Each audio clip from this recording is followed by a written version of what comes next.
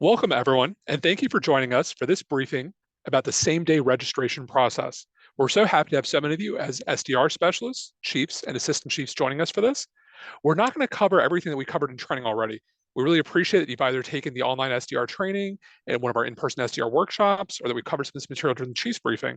And so what we're going to focus on instead today is some of the important reminders and clarifications that will help you as you assist voters with the SDR process on election day.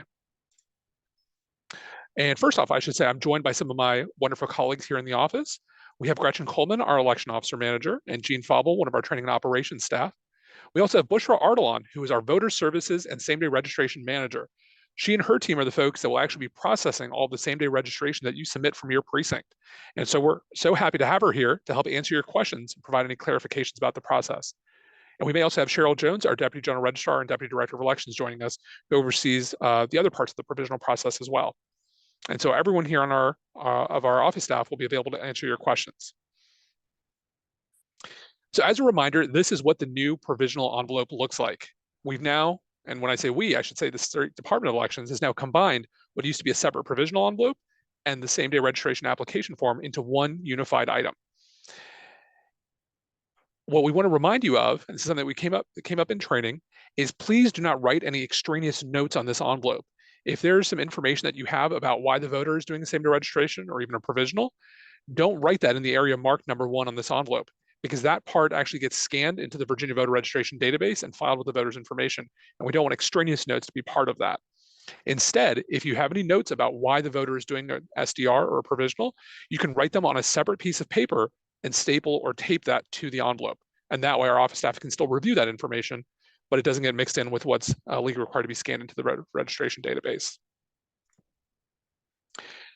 I want to stress that the envelope now has 2 sides, and a voter and you as the election officer only complete one side of the envelope. This is an issue that's already come up during our early voting process, that occasionally a voter may complete the incorrect side of the envelope.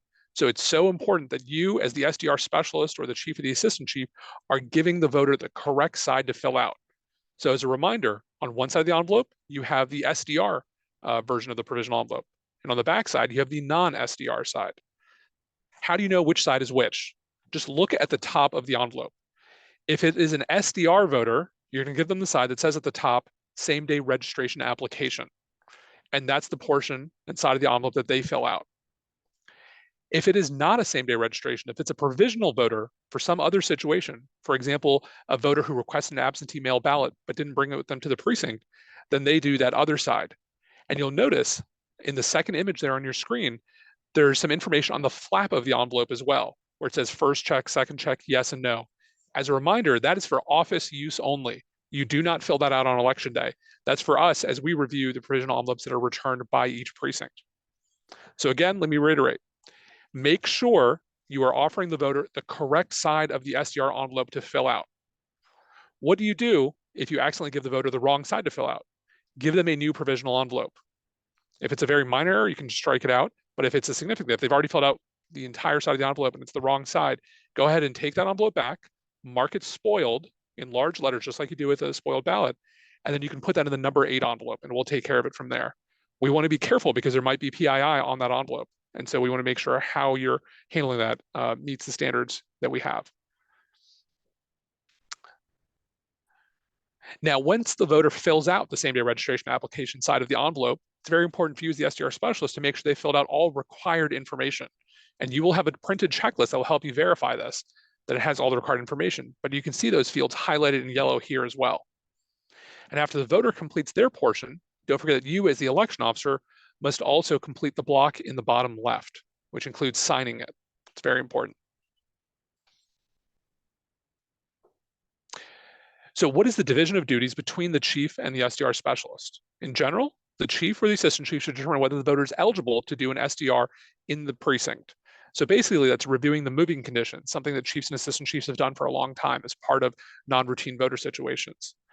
Once it's been determined that a voter is eligible to do a same-day registration in your precinct, that's where you as the SDR specialist step in and help them complete their provisional ballot envelope, issue them a provisional ballot, seal it, and put it in the right place. It's really important to remember that provisional voters are never, ever checked in on the poll pad and their ballots are never scanned on the DS200. So please remember to stay with the provisional voter, the SDR voter, so that they don't walk away and try to scan that ballot on the DS200. As a reminder, here's what the moving conditions table looks like. So again, this is primarily something that the chief or assistant chief will be dealing with. And all they do is they look first in the left column to determine when did the voter move? Was it on or after the election a year ago? Was it between the 2020 and the 2022 election? Or was it before the 2020 election? And then how far did they move? Was it within the same precinct, within the same county in the congressional district, to a different county or congressional district, or outside of Virginia? Once you've determined where the voter has moved, you can put their address in the My Neighborhood app on the admin tablet. And what you do is you see in the top red box that's highlighted there, that's where you enter the address. And then in the other red box, you can see there it identifies what their voting precinct is. So remember, that's the only thing you're using My Neighborhood for, to match up an address to a precinct. Once you know what precinct the voter moved from and what precinct they moved into, that's when you start looking at the document that we call the precinct locator, or the directory of precincts, polling places, and districts. And you go and you find the given precinct. In this case, let's say it's 105 Fairview, and you determine what is the congressional district. In this case, we can see it's congressional district 11. So when you're evaluating how far has a voter moved, it's the congressional district is the piece that's most important. As a reminder, you're going to complete an electronic provisional ballot log on the admin tablet for each voter. And what you want to do is you want to complete this log before you hand the ballot to the voter. The reason we want you to do this is when you enter the information in the digital log, it will help you identify if there are any fields that are missing. And so that way, if the voter hasn't entered that in the envelope, this gives you one more chance to have the voter enter that information on the envelope. If for any reason the electronic log is not working on your admin tablet, then you can use the backup paper log that's in the emergency envelope issued to each precinct. Now, note that the electronic log only shows the information for the current voter whose information you're entering. We don't have a way to give you a list of all the past entries you've submitted. So what you want to do is as you enter each provisional or SDR voter in the log, put a check mark on their envelope once you're done. So that way you know that one has been entered. A year ago, we got almost 7,000 provisional envelopes. And you can only imagine how long it would take us to log every single one if we tried doing that. We only have a few days after Election Day to review, research, and ultimately provide recommendations to the electoral board. And so it's really important that you enter all of these items and all of your envelopes in the log so that we can expedite that process and give every voter the best chance of having their provisional ballot be counted.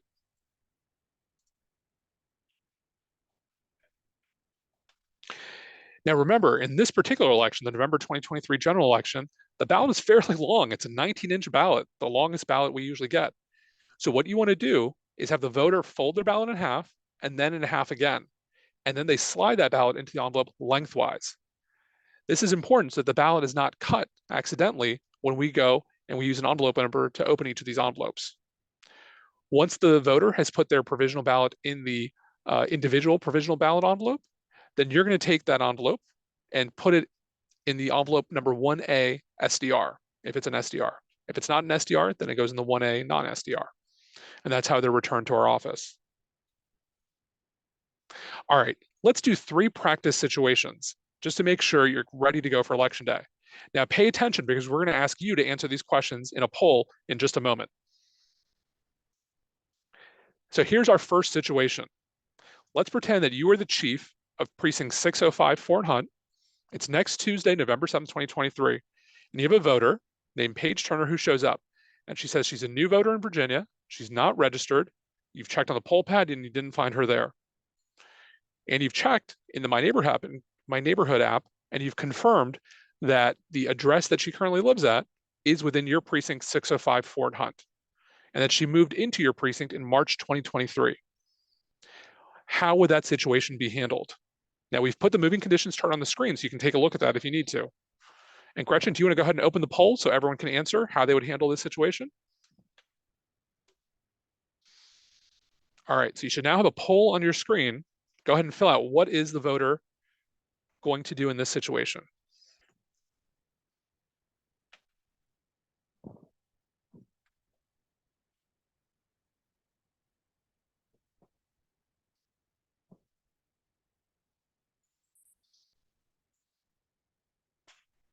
All right, we'll give it one more moment here for everyone to answer.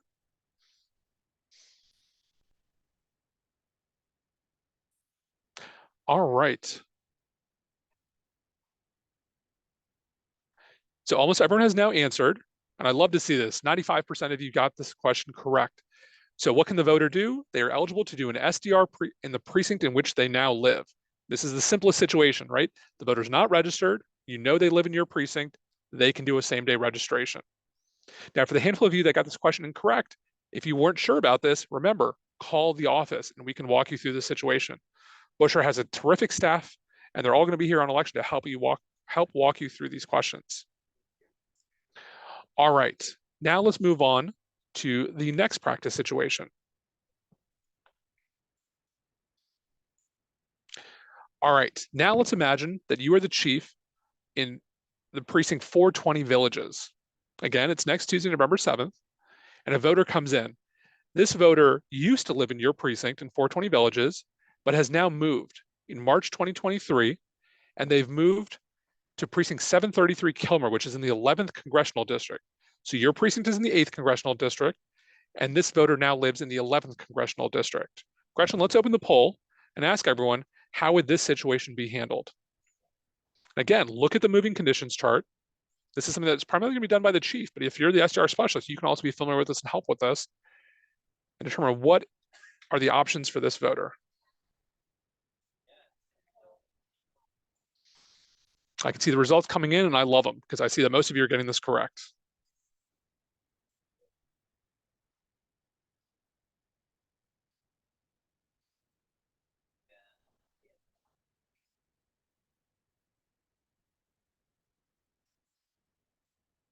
All right, so let's walk through how you would do this.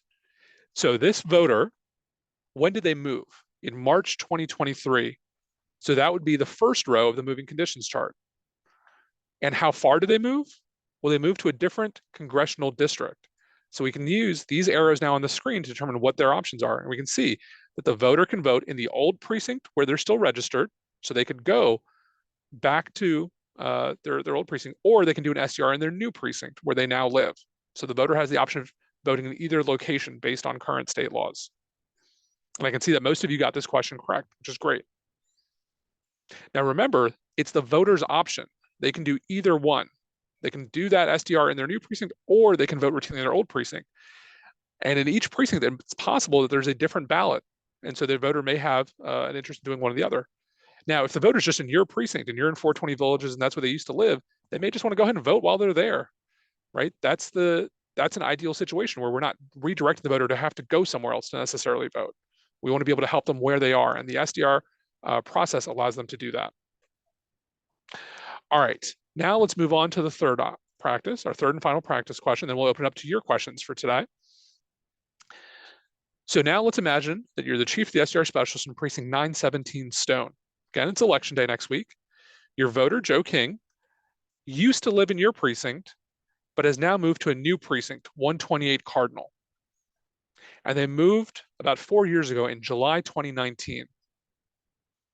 So Gretchen, let's open the poll for situation number 3. And let's see if folks can figure out what the correct answer is here. I will give you a hint.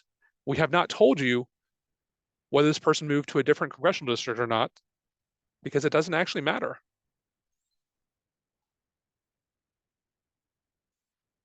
Whether it's a different congressional district or not, it's going to be the same answer.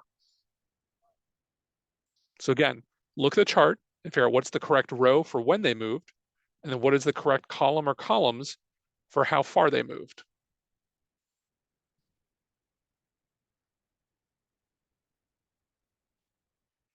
And one of the things that we changed this year is we color-coded that moving conditions chart to help anyone who's a chief or an SDR specialist to kind of see which options are the exact same. Even though there's 12, what looks like 12 options there on the screen, there's really only 5 based on the color coding.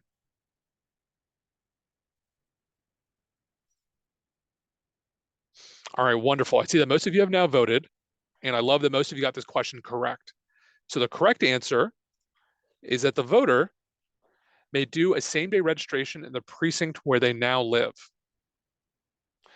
So you'll notice that we didn't differentiate between congressional district because for this question, it didn't matter. Once you knew the voter had moved more than 4 years ago, then we knew that it would be, as long as they moved outside of the precinct, But within Virginia, that would be one of those two green options at the bottom of the screen. So again, sometimes you might want to start by looking at the date and when they moved. Sometimes you might need to look at how far they moved. So for example, if a voter had moved outside of Virginia, then we can see that it would be that orange column and all the options are the same. Now do me a favor and raise your hand if you still think the SDR practice can be confusing or difficult at times. I'm going to raise my hand because it's not easy, even for those of us that work in our office. Well, here's what I would reiterate to you. If you need help on election day, if you're not 100% sure of what the situation is or how to handle it, simply call the office. Already, we've seen that the same-day registration numbers this year, just because the type of election it is, are less than about half of what they were a year ago. So we expect it to be a little bit better and easier for you on election day. But that said, we want to make sure every voter is handled correctly. We don't want to take the chance of disenfranchising any voter. And so, again, if you're not sure, call the voter support number, the voter registration number in the Chief's notebook, and you'll have a member of our voter registration staff who deal with same-day registrations all the time, and they can help walk you through the situation for that exact voter. And of course, if you know how to handle it based on the moving conditions, the other situations, then you don't need to call, then just go ahead and help that voter. All right, with that, we now want to open it up to your questions. That's an important part of this briefing today. We've gone through some important reminders from our perspective, but now I'm sure you may have some questions about how to handle certain parts of this process. So go ahead and use the question and answer feature at the bottom of your Zoom screen to submit your questions. And then we will send those questions to the right person to answer them right now, and we'll try to answer them live right now. So let me open up what we've got here. So let's take a look. By the way, before we go into the questions, Bushra, do you have any information or updates you'd like to share with all of our SDR specialists about the same-day registration process, or any important clarifications or hints to help them with it? So good morning, everyone. Actually, the presentation was perfect. I covered all bases that we need for SDR. The only thing I need to add is the accuracy and completeness of the application. Please make sure the application, after the voter fill it out, please review how they fill it out. If any a question was missed, ask them to fill it out again and complete the application, sign it. That's very important. Full social security number is required. I know you know, and many times in the training, they remind you. So this is the part the application should be complete. If not, we will deny it. At that time, ballot will be not accepted. For early voting, we found out, I want to just give a reminder, when you are checking my neighborhood for some addresses, we found out the voting information and precinct is not listed. So if you did not see the voting precinct on my neighborhood for some addresses, please call us. Yesterday, we had a situation in early voting. A voter show up on a location. They couldn't find, they found the address in my neighborhood, but they did not find the precinct information was not listed. So they turn away the voter without calling us. So if you did not see the precinct number and name on my neighborhood with any addresses, please call us back and we will give you correct precinct information. And the other thing is that we are noticing is how to add it to provisional log. Some chief, they do not put all the code correctly. Some digit is missing. So we cannot find it in our side in Airtable. So we need to search by name. So make sure when you enter information in the provisional log, added it correctly. And please add it. Sometimes they do not add the envelope at all. So this is what we notice in the early voting. We hope is not will be happening election day. But as Ravi mentioned, we are here. Any question, any support, we will be here with you. Please give us a call. We are more than happy to help you. Thank you. Thank you, Bushra. And before we start answering questions, I also see we have Cheryl. Cheryl, do you have any information you'd like to share with our SDR specialists about the overall provisional process?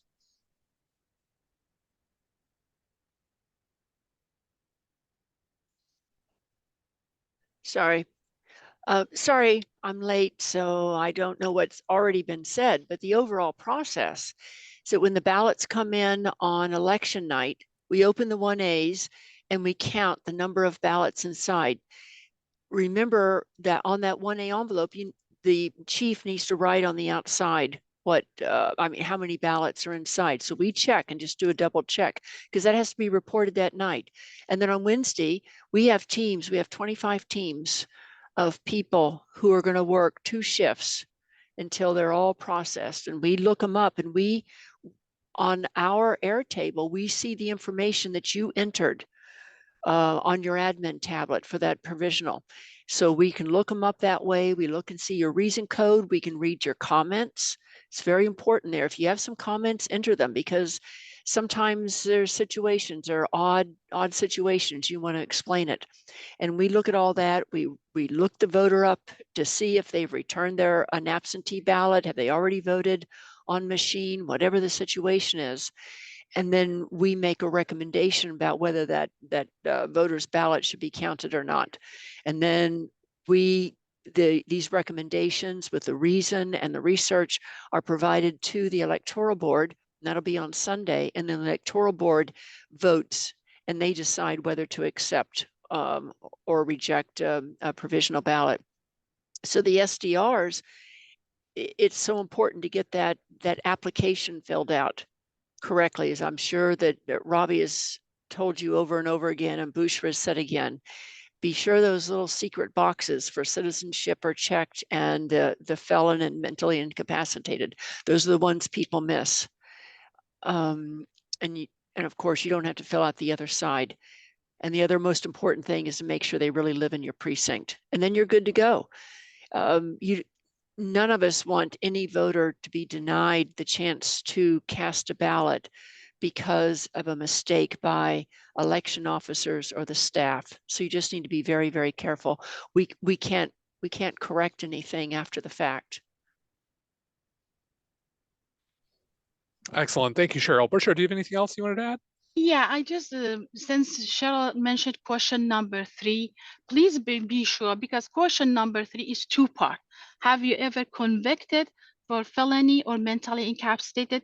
When the voter they are answering, they do not answer this part, they will go and answer the second part. That if the answer is yes, then have your right has been restored. They go answer this part. So make sure the first no has been checked, not the second. On the application question number 3. So it's 2-part.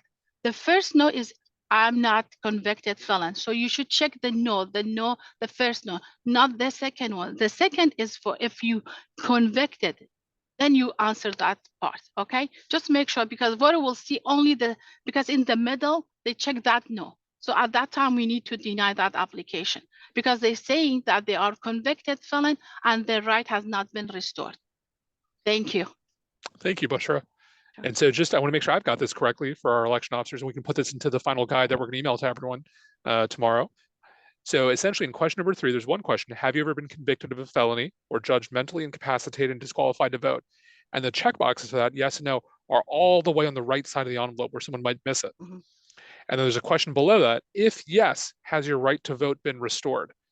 And so I think if I've understood it correctly, you're saying as the SDR specialist, they should be double checking that the voter has filled in the first set of checkboxes, yes or no, and only if they said yes, then fill in the second set of checkboxes. Is that right? Yes, correct. Excellent. So please make sure, as the SDR specialist, you're familiar with the envelope, that you review the envelope, you review the materials that we'll send you, so that way you can double check that every voter completes the envelope correctly. Because again, as Bushra said, if a voter does not complete that envelope correctly, then this is on you to double check that. And if you don't do that, we will not be able to consider that SDR or that provisional ballot. So that's why it's so important to do that. All right, I see a lot of questions that have come in. So let's start walking through some of them, and I can answer some of them. Maybe then we'll start directing some of them to Bushra and Cheryl. So I see that Gordon asked, are we relying on the voter to tell us exactly when they moved? Yes. All we can do is use the date that the voter provides for that. So just ask the voter, when did they move? If they don't remember the exact date, but they remember the month or approximately the time of the year, that should be fine, because you can match it up with the 3 time ranges on the moving conditions chart. Let's see.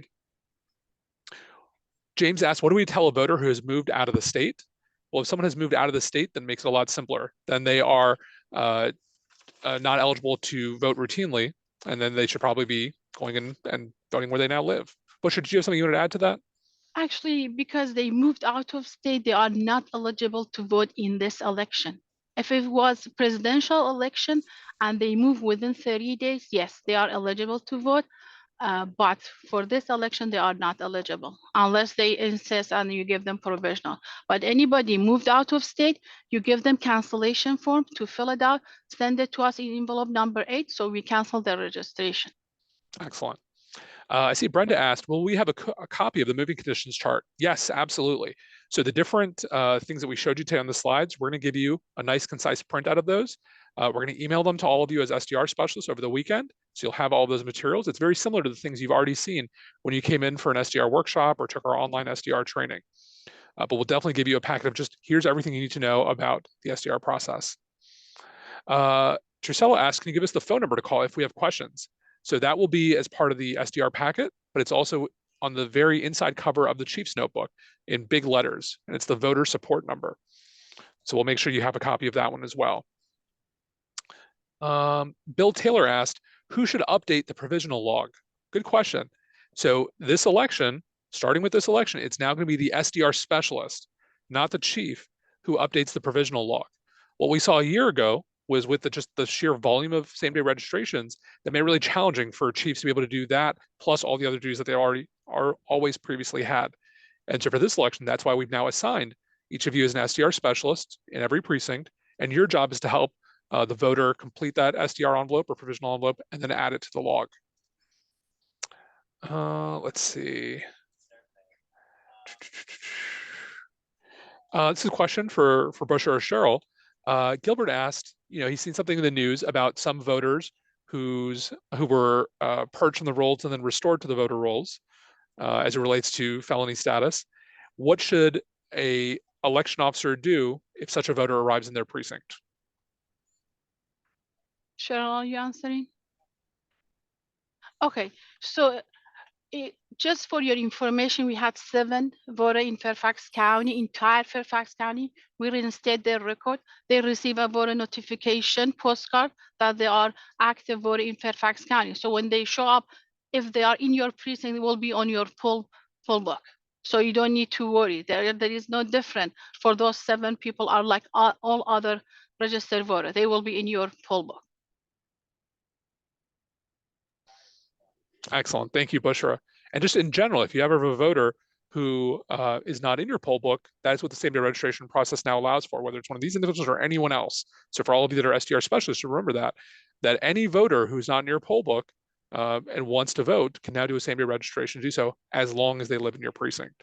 Jean, did you have something you wanted to add? Yes, it's a question for Bushra that's sort of related with the other information you've given us about verifying that they've completely filled in the same-day registration. And someone asked the question, on the SDR envelope, a full social security number is required. Where in the law does it say that this is a requirement, since many people are reluctant to give their full social security number? Is in the code. It's required for, if you go back to Virginia code, it's required for voter registration application. Full social security number is required unless you never has been issued a social security number, and you have a box for the people who never issue social security number. If you want, we will send you the code. Okay, thank you. Amy asked, how do we make sure that a voter doesn't walk off with a provisional ballot to scan it in the DS200? Well, that's easy. Keep them at the provisional voter table with you. You should not be stepping away from the voter, right? That you want to be very careful with that voter. Stay with them. Don't let them walk away. Let's see. Margaret asked, can we talk through the steps for what comes after determining that the voter can do a same-day registration? Sure. And remember, we're going to give you a printout of this as well, but essentially it boils down to 5 simple steps once you know that the voter is eligible to do a same-day registration in your precinct. Number 1, you're going to verify the voter's ID, because the voter is casting a ballot. And so as part of that process, just like any other voter, you're taking a look at their ID and making sure they're eligible to vote. Number 2 is you're going to ask the voter to complete the provisional ballot envelope. So you give them the envelope, instruct them which side to fill out, have them fill it all out. Number 3, take that information from the envelope and put it in the provisional ballot log on the admin tablet. So again, this does 2 things. Number 1, it makes sure that every entry is added to the log, but also it makes sure that if the voter has missed filling something out, it gives you an opportunity to catch it then and there. Number 4, the voter now completes the provisional ballot envelope. I'm sorry, the provisional ballot They actually mark their ballot and put it in the envelope and seal it. And then number 5, you'll take that individual envelope and put it in the large 1A envelope. So those are the steps for actually helping SDR. And again, we'll get you a printout and a PDF of this information.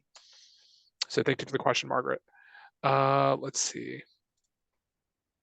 Lisa asked, sorry, Bushra, go ahead. There is a question about the must an SDR voter show an ID with an address. So no, the address does not should be matched with the voters' address that they are providing it. This is Right. exactly like other voters, like we have the same situation. The address should not be matched. Right. So good question. Good from that person. Thank you for that clarification, Bushra. Yes, we follow the exact same ID rules that we use for any other voter, in the sense that a voter must provide an ID. If the voter has the option of providing the address, pointing to the address on their ID, or providing a different address. And so that's fine. And if the voter does not have an acceptable ID with them, they can complete an ID confirmation statement. Cheryl, did you have something you wanted to add? Yes, I just wanted to remind people that the voters are showing their ID because they're casting a ballot. They're not showing an ID because they're registering to vote. So you can separate those two things. So your voter ID chart is the same, whether they're voting for an SDR or some other type of provisional, or if they're just voting normally. The ID is because they're voting. Excellent. Thank you, Cheryl. I see that Lisa asked, why can't we use the comments section to explain the reason? So let's clarify. There is a small section on the provisional envelope, both sides, for comments. It only gives you space for about 1 sentence. And if you want to use that, that's okay. But Cheryl or Bushra, do you want to explain why we don't want comments anywhere else on the envelope? We don't want them particularly on the application side. That'd be the SDR side, because it is an actual application. It is scanned into the voter's record in the statewide database in Veris. So it's retained as an application, the same as if you just filled out an independent application. So we don't want written on there a long story or something that is going to remain in that voter's record forever about an incident or something that happened or background. We just don't want that on an application. So that's why either put the notes in the admin tablet in the log. There's a place there for you to put your notes in, or write it on a separate piece of paper and just attach it to the ballot envelope. Great. Thank you, Cheryl. Let's see. Eric asked, does the Office of Elections have evidence that SDR has resulted in greater voter participation? So if I remember correctly, I think we had about 4,000 same-day registrations a year ago. So that's certainly 4,000 individuals who may not have otherwise been able to vote. I don't know, Cheryl, if you're aware of any other numbers or metrics that would help answer that question. Yeah, just we're less than half of what we had last year. And that's about all we know. Right. So that this year, just because it's state and local contests, that usually is lower turnout. So we're seeing lower numbers this year as a result.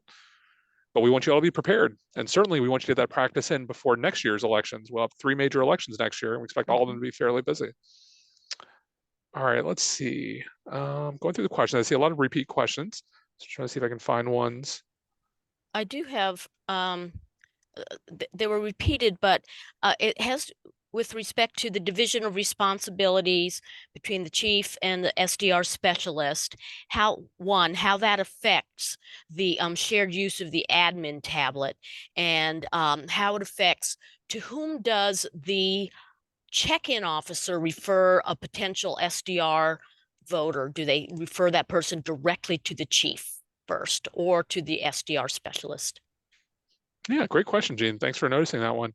So again, the SDR process starts with the chief, right? The chief is the first one to determine if the voter is eligible to do an SDR or not. And then once that determination has been made, then to hand that voter off to the SDR specialist to carry out the rest of the process. And in each precinct, if you find a different setup that works well for you, that's fine in terms of starting that process and figuring it out. What we do want to make sure that both the chief and the SDR specialist are involved in this process. When I say chief, that's always interchangeable with assistant chief as well. All right, let's see. I see a lot of questions about what phone number do we call for questions and issues about this on election day. That will be part of your printed materials. So I answered it in one of the questions, but we'll make sure that's on the printed materials that you receive.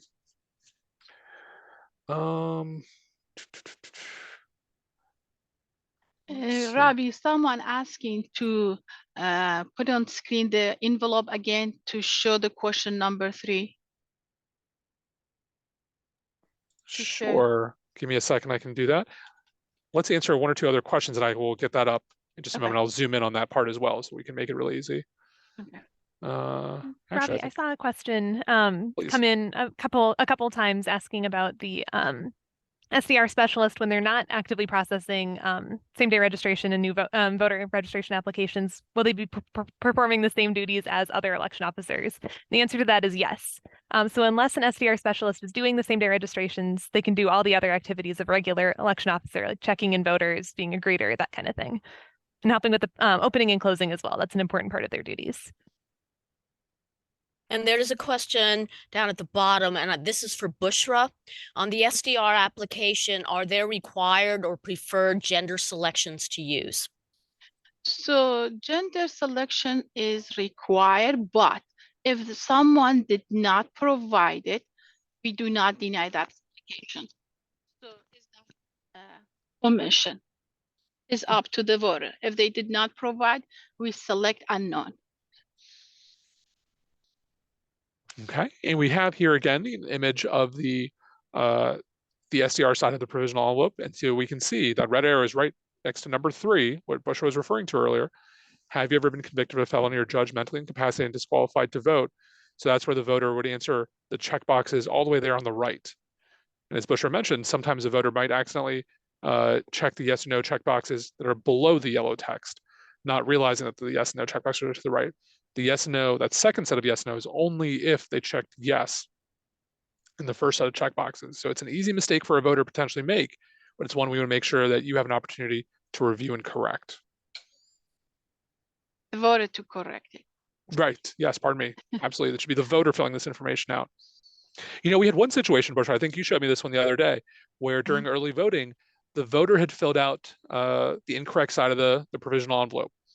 And then we noticed that it appeared to be that an election officer had copied that information to the other side. And then at the bottom, the signature said, see signature on other side. Bushra, do you want to share why that is so problematic? Because you never fill out an application unless you are assisting that voter. And if they request it, and if they need it, we never write down anything on the application. And what's happened, we denied that application because there was no signature. They said signature is on the back. So that application has been denied. So we can't stress that enough. Make sure the voter completes the correct side of the provisional envelope. That's your onus as the election officer to make sure you give them the right side and then to verify that they've completed the right side, whether it's an SDR or not. In worst case, just give them a new envelope to fill out if they accidentally do the wrong side.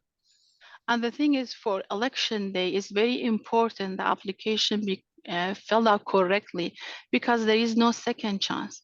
For early voting, yeah, there was. We denied it. The person went back and cast a new ballot. But election day, there is no curing. It's one time, one application, one vote. If it's denied, that will be denied, and vote will not be counted.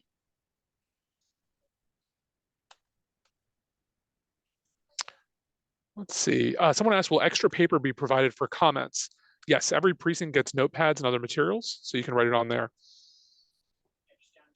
There were several questions related to, will we get a copy of what they serve, the fabulous moving conditions chart in color? If so, where would that be found in the materials we get?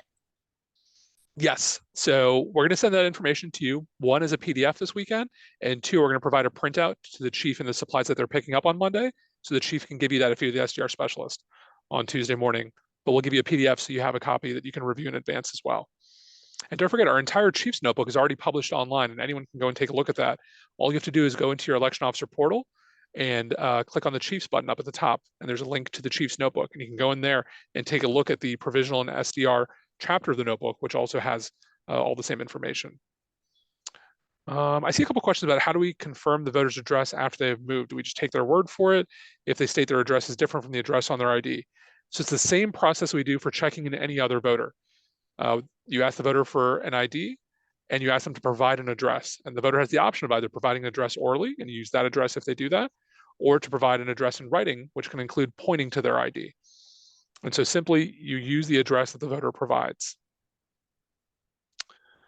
Let's see if we see anything else here. So someone asked, what if we have a curbside SDR application? Is it possible to do the electronic checks outside of the building? So great question. And the answer to that is yes. You can take a poll pad outside. You can take an admin tablet outside. Just be careful, obviously, if it's raining or there's other adverse weather. But yes, those devices will function outside of the polling place building. Cheryl, here's one for you. Mary asked, what do we do if a person comes in with a mail-in ballot but has moved? Is the ballot on its own? They want to exchange it for a ballot to vote in the polling place, you mean? Or do they come in with it in their envelope and then they just put it in a drop box? Don't worry about that. Right. It sounds like the person asking the question is just saying perhaps the person requesting an absentee mail-in ballot has it with them, but for whatever reason has moved. This is pretty rare, I would say. Yeah, if it's in the envelope and it's all filled out and they want to put it in the drop box, they do it. That's not your concern. If they have moved to your precinct and they want to change their address, then you just give them the regular white application, let them fill it out, and we'll change their address in the poll book after the election. They have a ballot, it's been issued to them, everything is legal, fair, and square, and they just put it in the drop box. They come in and they exchange the ballot with you because they want to vote in person. Then everything is the same. Are they on your poll book? Do they live in your precinct? Then you would either do an SDR or you let them vote. Look at the move voter rules, but don't be concerned if it's a ballot inside an envelope and they're just ready to put it in the drop box. That's not your concern. They do it and they're gone. If they happen to mention to you, I want to update my address, that's fine. Give them a white application and we'll take care of it after the election. And I think that also goes to another point that you stressed before, Cheryl, with our election officers, which is if that someone has moved and shows up in their so-called old precinct to vote routinely, they're eligible to do that. They can absolutely do that. They don't have to go to their new precinct to do a same-day registration. But what you want to do as the election officers, offer them one of those white voter registration applications so that their information can be updated for the next time they vote. And that way, next time, they can go to their new precinct and vote there. Yeah, exactly. If the person is on your poll book and they want to vote in your precinct, there's no reason to do a same-day registration, because once you've done a same-day registration for them in that precinct, they're no longer registered in your precinct, which means their vote won't count. The law says you have to vote in the precinct where you're registered. So let them vote there if they want to vote there. Let them vote in the precinct, their old precinct. Give them a white form, just a regular application. They'll fill it out. We'll update their registration after the election. And then for future elections, they'll have to go to their new precinct. So that's your first, if you think of a flow chart, the first question is, are they on my poll book? Yes or no? And then you go from there. But to clarify, wouldn't you have to check the moving conditions first to make sure that they are still eligible to vote routinely in the old precinct? Correct. But just don't do immediately assume, oh, well, they've moved. Let me just give them an SDR. Another thing too, please don't do SDRs or provisionals if the poll book has a flag that says that they're inactive. You don't need a provisional for that. If the poll book says they're overseas and here they are voting in person, you don't do an SDR for that. Any questions like that, please call us first. I think just in general, I certainly don't mind the calls that come in. I remember when I first started working in this office, someone who was leaving around that time mentioned me, oh, I hate it when we get calls from election officers. I said, that's crazy. I would much rather get a call so that we can help you walk through that situation make sure it's handled correctly, make sure we're not disenfranchising Mhm. any voters. So I just want to let you all know, as election officers, SDR specialists, chiefs and assistant chiefs, if you're not sure, call us. We're happy to take a look. We might be able to look in the voter registration database and get more specific information about the voter situation. We can take a look at the code and the other regulatory documents, and we can help you get the right answer to whatever the situation might be. Cheryl, we got a couple questions about what is the white form to which you're referring. Do you just want to clarify that for a moment? Sure. The white form is the non-SDR form. That's just the regular voter application. If they walked into the office, we'd give them the white form. It's what Ravi showed on the screen. All the fields, everything is exactly the same as the SDR application that's on the envelope. But in the past, we had to have a regular application, then they had to fill out the envelope, and that was just crazy stuff. And so now, if they fill out the application on the envelope, that doubles for them having filled out the provisional envelope and doing the application. So when I say the white application, that's just the standalone standard voter registration application. And the green one is the one that's actually the back of the provisional ballot envelope. But they're, for functionally, they're the same because all the data that's being asked for is exactly the same.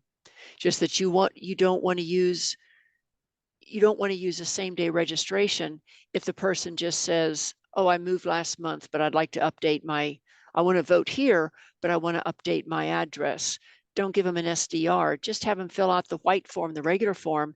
And after the election, we process all of those. And then for the future elections, it'll be fixed. The same thing if they wanted to change their name. Maybe a woman got married, she wants to update her name. Just fill out that white form. All of those go into your number 8 envelope. And we look at those after the election. Great, thank you, Cheryl. Bushra, did you have something you wanted to say? Yeah, so as Cheryl mentioned, white form is Virginia voter registration application. And I think Kay and put a note, non-SDR application. So, is a voter registration application will be used for regular changes, correcting name, address, if they are eligible to vote in the old precinct. The other thing and I want to mention is about inactive. If you see a flag inactive or confirmation mailing, the first thing you need to do with the voter to ask them, did you move? If they said, no, we did not move, the simple thing you do, give them affirmation of eligibility, they fill it out and vote on machine. If they said, yes, I move, at the time you go to moving roll and check the moving roll if they are eligible to vote in your precinct or they need to do SDR. So it's very simple. Did you move? Did not move? Affirmation of eligibility. If they move, that's you go to moving roll. Very simple. Thank you, Bushra.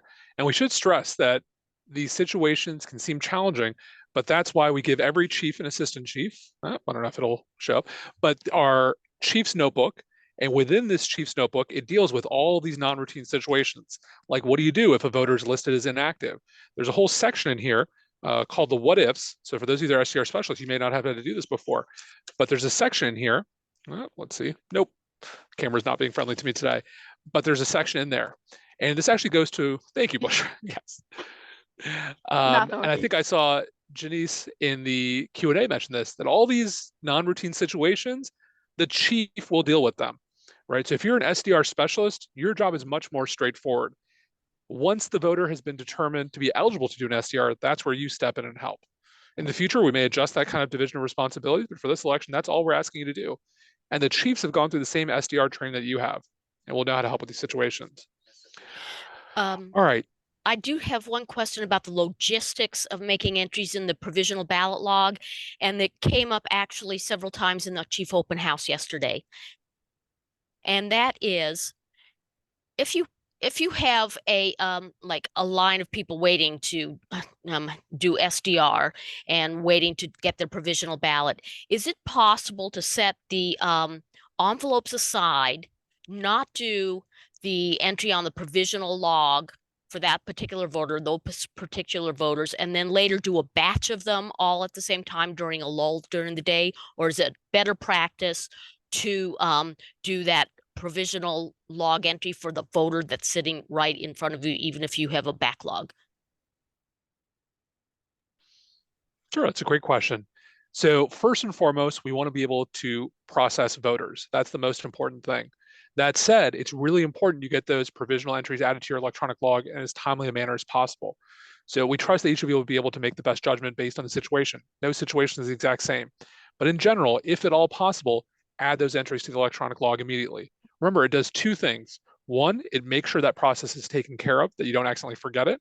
And two, it's an opportunity to double check that the voters provided the required information. When you type that information in, if there's something that's missing, now you'll know, oh, hey, the voter forgot to put this in. I need to ask them for it. So if at all possible, try to do them immediately. We have a couple last questions here and then we'll wrap up. So I see a question about, someone asked about how does an SDR work if someone wants to do it by curbside? So essentially it's the exact same process. You're just taking your admin tablet and your poll pad outside to help review some of the information. So on the poll pad, looking up, are they already registered in your poll book? Using the admin tablet to look up, are they, is their current address within your precinct? Are they otherwise eligible to do an SDR? Things like that. So it's the exact same process you would do in the voting room. You just have to take some of those materials outside to do them. The other option, of course, is that you can collect some of that information over the phone from the curbside voter. So that way you might be able to do it inside, figure out the information, and then go outside and help them with the rest of the process. Let's see here. I think I just saw one or two other questions. William Carrington asks, is there a website where a voter can update their address if they have moved? So, Busher, do you want to answer that one? If someone has moved, how do they go about updating their address separate from just, on election day itself, but just in general? So definitely there is a website. If the person have a valid Virginia driver license, they can go to state website, www.vote.virginia.gov, and update their address. But if they do not have a Virginia driver license, they cannot submit their application through online. They need to print the application and mail it to our office. Great, thank you, Bushra.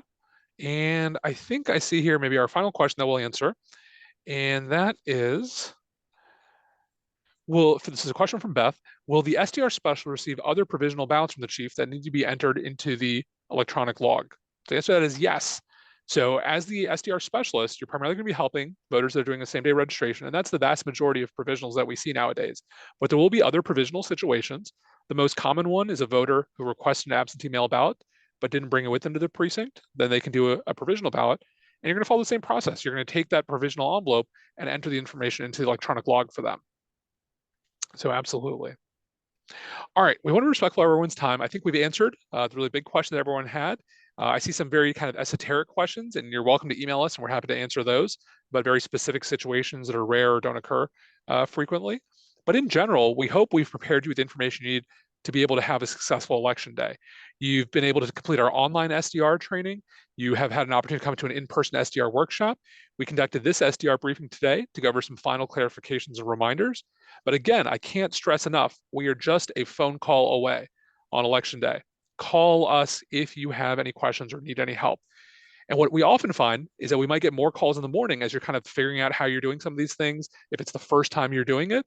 And then once we've done that, once you figured it out from your part, then you can go through the rest of the day more smoothly. And that's completely okay. We'd rather you call for that first one, feel more confident about how you're going through it, and then be able to process the rest of them. So with that, Cheryl, I think I saw your hand raised. Was there anything else you wanted to share with all of our SDR specialists and other attendees for this briefing today? This is just a late thought, sorry. It would be very helpful on a regular or an SDR, put the date that the voter said they moved in the notes in the admin tablet when you're filling out the log.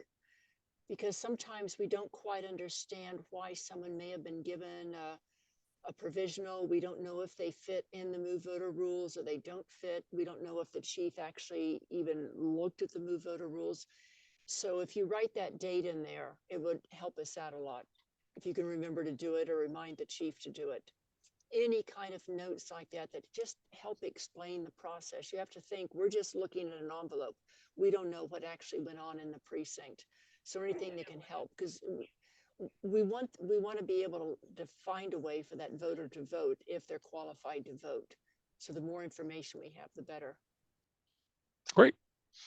So it's a helpful tip. So whatever date the voter reports that they've moved, if you can include that in the comments section of the envelope, that's a helpful piece of information for us. Because again, as Cheryl said, that's a piece of the puzzle. If we can't figure out why the voter was issued an SDR, then that will allow Bush and her team or Cheryl and her team. It's about 80 people, I think, all combined that are processing all the provisionals right after Election Day to make sure we can figure out what happened and give the voter the best chance of having their ballot be counted. All right. Thank you so much to each and every one of you for your time today. We really appreciate it. We'll be working all weekend, so feel free to email or call us this weekend if you do have any questions. We're happy to answer them, and we want to make sure you are fully prepared for Election Day. If you haven't already, make sure you've spoken with your chief if you're the SDR specialist.